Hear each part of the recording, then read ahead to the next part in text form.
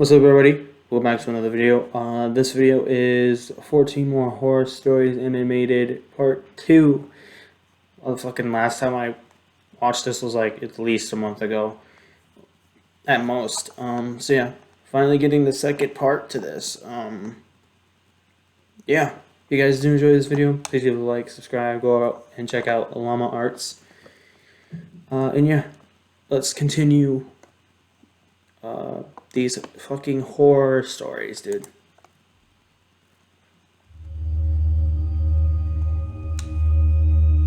About 5 years ago, I lived downtown in a major city in the US. I've always been a night person, so I would often find myself bored No sir, after no my sir. roommate, No sir, who's no sir. decidedly not a night person, went to sleep. To pass the time, I used If anybody who's watching, if you guys don't know who Berlizzi is, to go for check him long out. walks and spend the time thinking. I spent 4 years like that. I guarantee you, I guarantee you, you would not be disappointed. Walking alone at night. That dude's I funny. never once had a reason to feel afraid. I always used to joke with my roommates that even the drug dealers in the city were polite. But all that changed in just a few minutes of one evening. It was a Wednesday, somewhere between 1 and 2 in the morning, and I was walking near a police-patrolled park quite a ways from my apartment. It was a quiet night, even for a weeknight, with very little traffic and almost no one on foot. The park, as it was most nights, was completely empty. I went down a short side street in order to loop back down my apartment when I first noticed him. At the far end of the street, on my side, was the silhouette of a man dancing. It was a strange dance, similar to a waltz, but he finished each box with an odd forward stride. I guess you could say he was dance walking, headed straight for me. Deciding he was probably drunk, I stepped as close as I could to the road to give him the majority of the sidewalk to pass me. The closer he got, the more I realized how gracefully he was moving. He was very tall and lanky and wearing an old suit. He danced closer still, until I could make out his face. His eyes were open wide and wild. He's dancing like Joker, the 2019 film. Head tilted back slightly, looking off at the sky. He looks like His him mouth too. was formed in a painfully wide cartoon of a smile. He looks like the old Batman animation, not the old Batman animations, but Between the eyes and the smile, I decided to cross the street the one before in the he danced 2000s. any closer. I took my eyes off of him to cross the empty street. As I reached the other side, I glanced back, and then stopped dead in my tracks. He had stopped dancing and was standing with one foot in the street, perfectly parallel to me. He was facing me, but still looking skyward, smile still wide on his lips. I was completely and utterly unnerved by this. I started walking again, but kept my eyes on the man. He didn't move. Once I had put about half a block between us, I turned away from him for a moment to watch the sidewalk in front of me. The street and sidewalk ahead of me were completely empty. Still unnerved, I looked back to where he had been standing to find him gone. For the briefest of moments I felt relieved, until I noticed him. He had crossed the street and was now slightly crouched down. I couldn't tell for sure due to the distance and the shadows, but I was certain he was facing me. I had looked away from him for no more than 10 seconds. I can't even it was see clear him. that Where he is had he? moved fast. Oh, I see him now. I was so shocked, and I stood there for some time, staring at him. And then he started moving toward me again. He took giant, exaggerated, tiptoed steps, as if he were a cartoon character sneaking up on someone. Except he was moving very, very quickly. Well, you better run, bro. I'd like to say at this point that I ran away or Why, bro? Why? pulled out my pepper spray or cell phone or anything Why are you just standing and at looking? all. But I didn't. I just stood there, completely frozen, as the smiling man crept toward This is why people need guns, bro. me. And then he Look at stopped him. again, about a car length away from That me. is crack. Still smiling his smile, still looking to the sky. When I finally found my voice, I blurted out the first thing that came to mind. Fuck out of here, crackhead. What I meant to ask was, "What the fuck do you want?" in an angry, commanding tone. What came out was a whimper. You sound like a bitch, bro. What the fuck? Regardless of whether or not humans can smell fear, they can certainly hear it. I heard it in my own voice. That only made me more afraid. But he didn't react to it at all. He just stood there. You can smiling. hear. Wait, you can hear fear? Okay. I always thought you can sense it. And then I don't know if after what sensing felt is like the same thing forever, as hearing, he but turned around very slowly and started dance walking away. Just like that. Not wanting to turn my back to him again, hey, what the I fuck just you watched want? him go until he was far enough away to almost be out of sight. I wouldn't be And then scared. I realized something. He wasn't moving away anymore, nor was he dancing. I watched in horror as the distant shape of him got bigger and bigger. He was coming back my way. He was coming back my way, and this time he was running. I ran too. I ran until I was off the side road and back onto a better lit road with sparse traffic. Looking behind me then, he was nowhere to Were you in an alleyway, bro? found. Like, The rest of my way home, I kept glancing over my shoulder, always expecting to see his stupid smile, but he was never there. I lived in that city for 6 months after that, and I never went out for another walk. I wish the moon shined that bright. Look at that. There was something about his face that always haunted me. He didn't look drunk. He didn't look high. He looked completely and utterly insane. And that's a very, very scary thing to see. You see people, Very scary you want to stay away from dudes like this. thing to see. Of course. True camping story.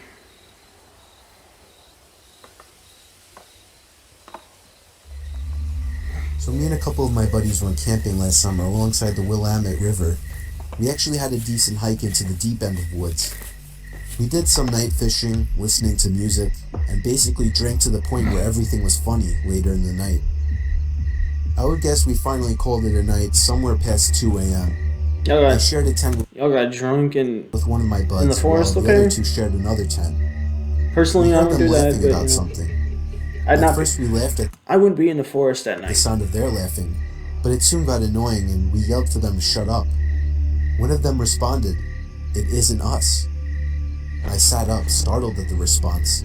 I came to realize that it was the sound of only one person laughing, and it didn't sound like either one of my friends. Even in my drunk state, I realized how odd it was for somebody to be out this far in the woods so late at night. That's The true. laughing gradually got closer and louder to our campout. My friend shot up and looked at me with a worried look on his face. If you guys, okay, here's the thing. If you know you're going to be camping out, right, at night, or actually sleeping there, wouldn't you think to bring a gun or a knife? Fuck a knife, bring a gun. I heard my other friends scream over to us that they were getting freaked out. As the laughing And there's 4 of you. got even closer, I could make it out very clearly to be the last. Sounds like a male, hyena. probably in his 30s or 40s. He sounded like he was as drunk as us, messing around with friends, but we only heard his laugh, nobody else. There was something indescribably creepy about his laugh too, as if it was missing something to it. You had to be there to understand what I mean. The laughing was now just at the edge of our campsite. But we couldn't hear any footsteps at all. Now that may not seem like a big deal. It was impossible to move through that without making noise. And finally, all of a sudden, the laughing stopped completely. We had no idea where whoever that was standing, as he hadn't made a single stepping sound. We sat there in silence looking at each other. My friend was clearly freaking out, but he was keeping it together the best he could. Finally, something broke the silence. The sound of something rubbing against the cottony fabric of the tent. We saw the outline of a hand through the moonlight, pressing on the tent. We both screamed at the top of our lungs before getting out of the tent. We ran as fast as we could through the woods, our other friends following us. After about 5 minutes of running, we somehow found our car.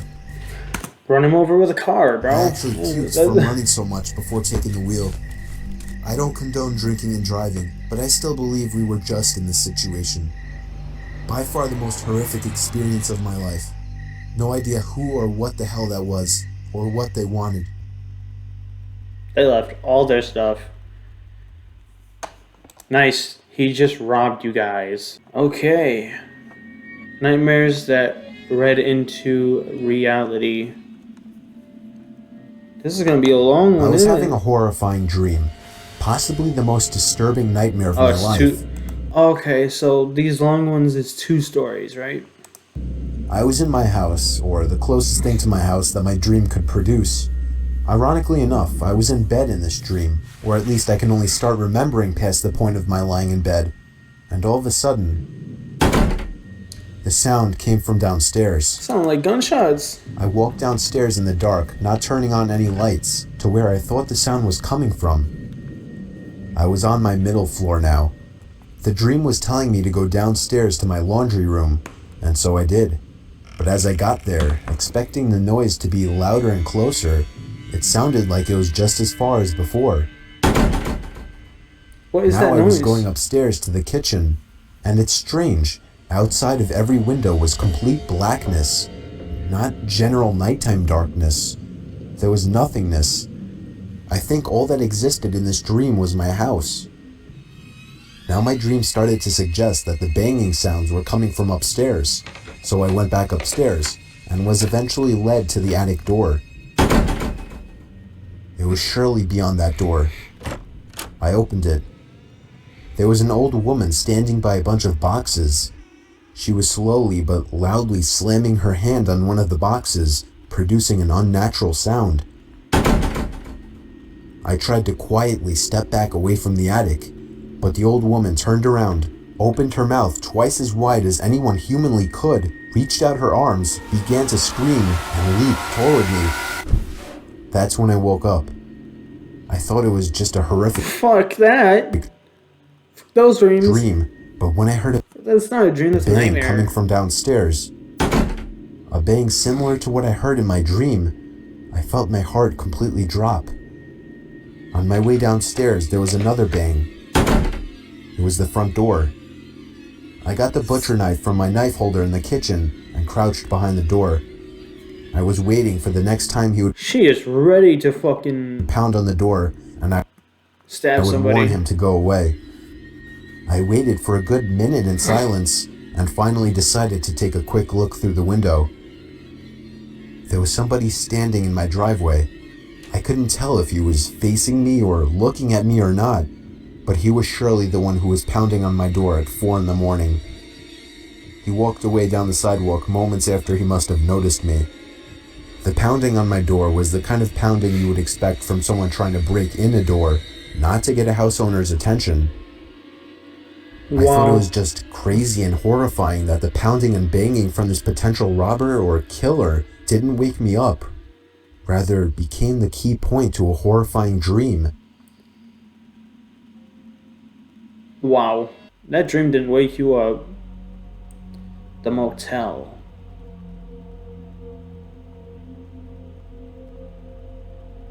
I was 19 years old at the time, working at a sketchy motel. The motel was pretty run down, and the majority of people who stayed there were locals that were just doing things they weren't supposed to be doing. Let's just say the cops came by multiple times a week. I worked as both a front desk person, checking in these creeps all hours of the night, and as a housekeeper who got to clean up their nasty, vomit-smelling rooms afterwards. One afternoon, I was working as a housekeeper in the second building of the motel on the backside furthest from the office. I hated working over there because it not only had the most worn-down rooms, but it was always pretty vacant over there and way too quiet for comfort. I began cleaning one of my last rooms and wanted to get done in a hurry because it was getting late. I was washing the mirror in the room that I was cleaning when all of a sudden, I saw a man in the reflection staring at me. He was mid-50s, dirty, with long, greasy hair. Ew. Startled, I screamed, "Oh my God." I told him he scared me. The room I was currently cleaning was vacant, so there was no reason why this man should have been in there watching me clean. However, we just had a meeting on customer satisfaction, and my boss was really pressuring us to be Oh, fuck more off. polite and help the guests any way we could. Sir? I asked him cautiously. Can I get you anything? Towels? The man just stared back at me with a crooked grin and held out his hands to me. I thought maybe he was handing me a tip for cleaning his room earlier, but when I looked down, I saw he was holding a $100 bill. Alarms started going off in my head. No one tips $100 on a $40 a night room. The man just smiled and said his name was Terry. He said he was staying in the room next door with his wife Sherry and sort of joked about their names rhyming. He smelled like car oil and alcohol. Ew. When I asked him why he was trying to hand me $100, he laughed deep in his throat and said, "Me and my wife were watching you, and we just wanted to have fun with you." Ew. I felt Ew. like my heart jumped into my throat. Ew. Find something sharp in there. No, I can't do that, sir. I'm sorry. I wanted to run out of the room screaming, but he was blocking the door, my only exit.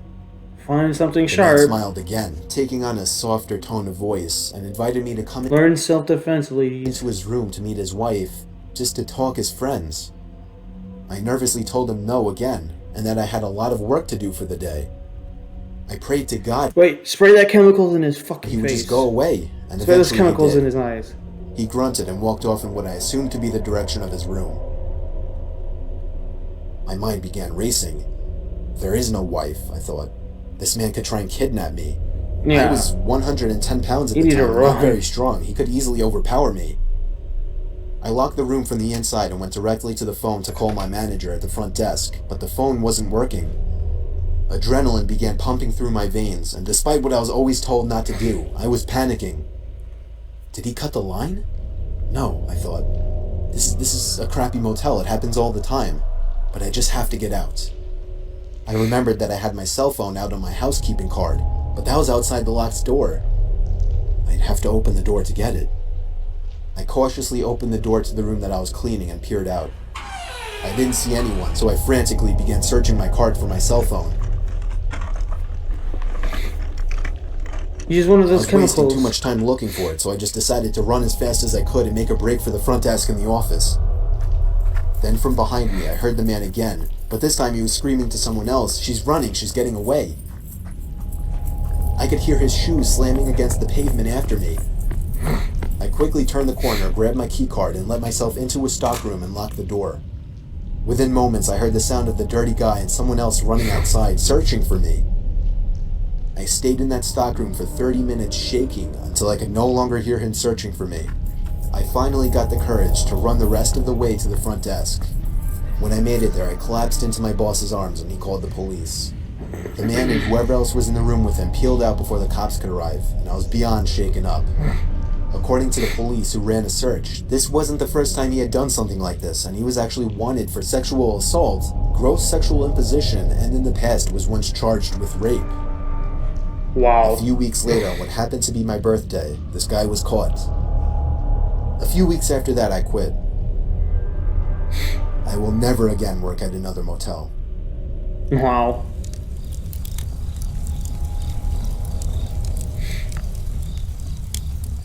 That's fucked.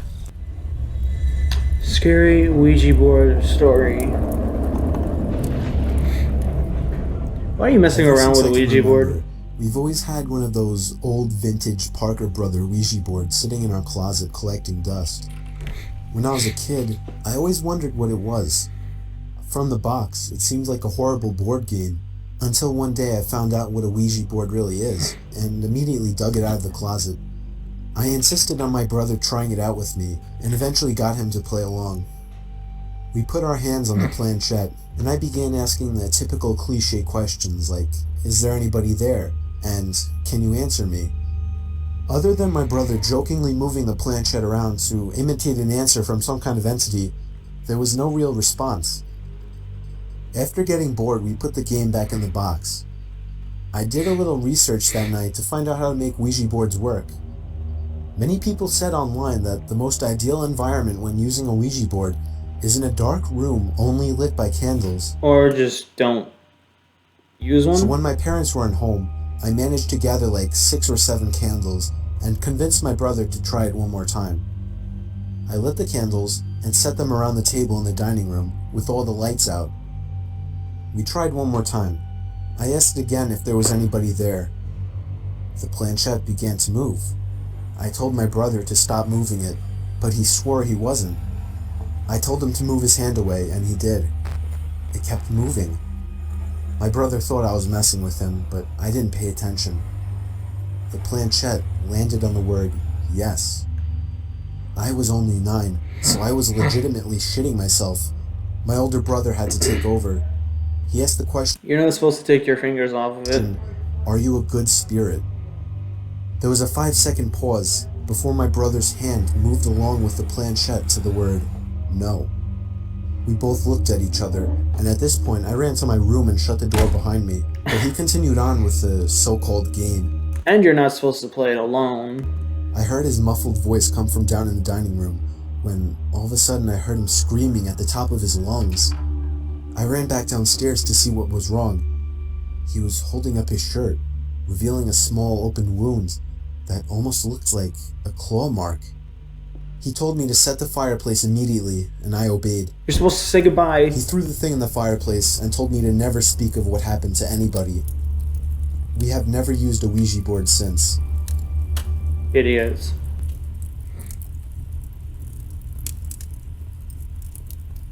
That's it? No haunted house? Hide and seek horror story.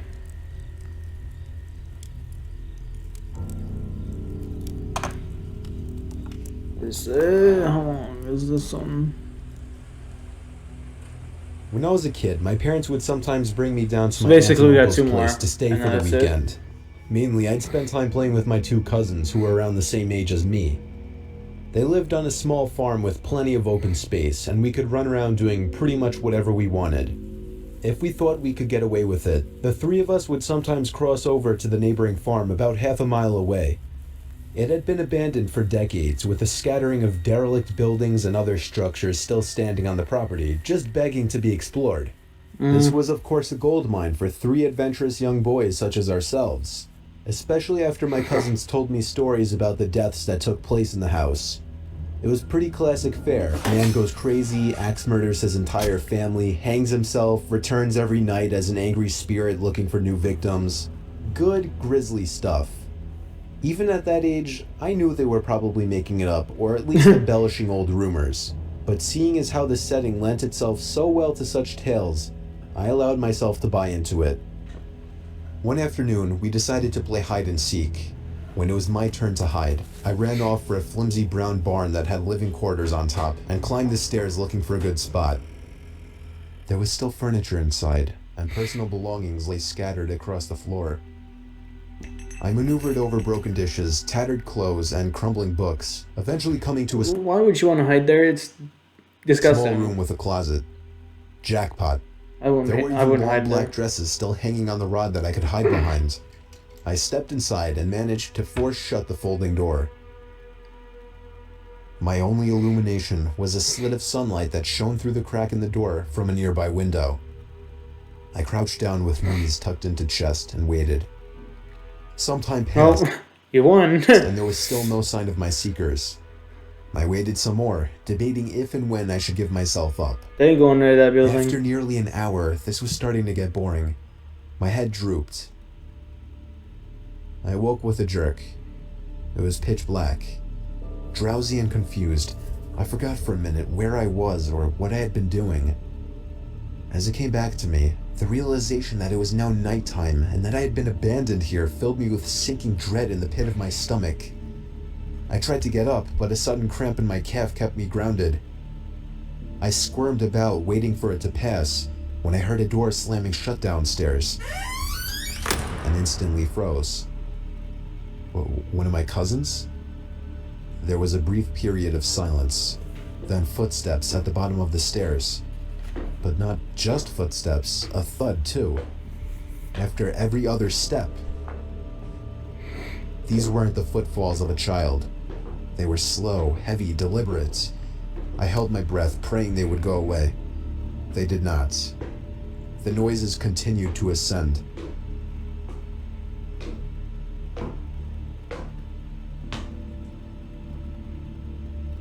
After another moment of silence, the walking resumed, this time along with a steady scraping sound, like something heavy being dragged across the floorboards. The footsteps made their way through the debris and wandered aimlessly through the various rooms. I thought I could smell something faintly putrid.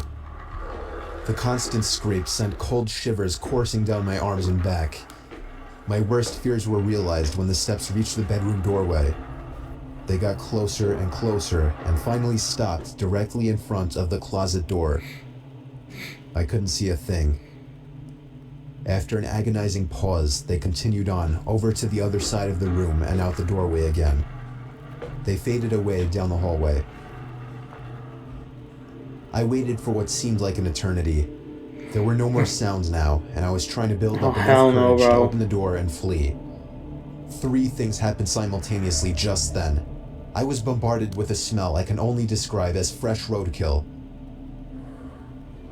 I heard raspy breathing behind me in the dark closet, and I felt hot breath against the nape of my neck. That was enough for me to hurtle myself out from the confines of that nightmare space, relying on memory and scant moonlight to navigate through the darkened house. Oh, hell no. All the while, I heard footsteps chasing behind me, closing in with terrifying speed. It was a clumsy, torturous escape full of trips and bumps and blind stumbling. I never looked back. At least, not until I had burst out the front door and into the country night. And when I did turn around, I saw absolutely nothing. There were no more footsteps and nobody was chasing me. That didn't stop me from running, though, all the way back to my aunt and uncle's house. There was a police car in the driveway when I got back. Oh, hell no. My parents were there too, worried sick. Everybody demanded to know where I had been. Apparently, when my cousins still hadn't found me by evening, they'd returned home to tell their parents.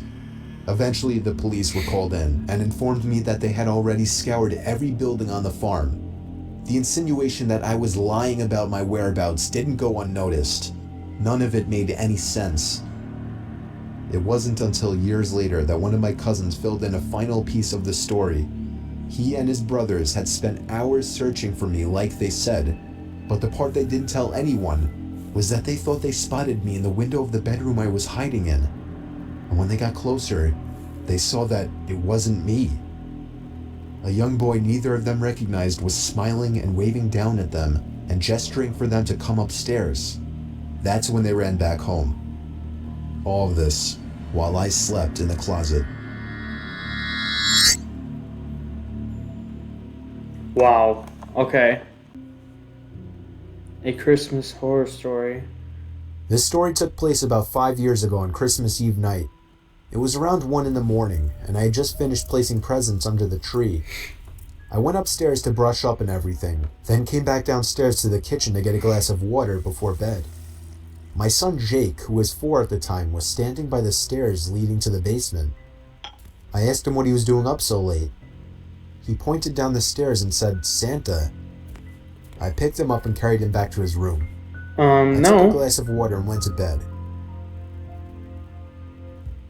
I woke up around an hour later to my son running down the hall outside my room. I sighed and got out of bed. As I was going down the stairs, I saw Jake by the tree looking at presents. Then he ran past me into the basement stairs again. He pointed down the stairs again. This time I looked down the stairwell, and my heart dropped as I saw a black figure sitting on the bottom step. I almost screamed, but I somehow held it in. I pulled my son quietly away from the basement door and closer to the front door of the house. I moved my hand away from my son's mouth to reach for the lock in the doorknob. I tried to pull the door open as quietly as possible, but it was pointless. The squeaky hinges let out the usual ear-piercing screeches, and I cringed my mouth and eyes as I did. Suddenly, there were heavy stomps coming from up the basement stairs. I screamed and pushed open the storm door and practically threw Jake outside. I shut both doors behind us and we ran to the neighbor's house. I rang the doorbell as fast as possible, probably 30 times before they answered. After that, we went inside and stayed there and waited for the police. Whoever that person was gone though, as determined after the police conducted a thorough investigation of the house. I ended up lying to Jake, telling him that actually was Santa Claus, but a few years later, he remembered the incident and became a little more wise to what actually happened. Wow. Okay. Oh, I think that's it for this. Damn. That was the longest 30 minutes, bro. Yeah. If you guys have any more horror stories that you want me to watch, please let me know in the comments. And yeah, if you guys did enjoy this video, please give it a like, subscribe. And yeah, I'll see you guys in the next one. Deuces.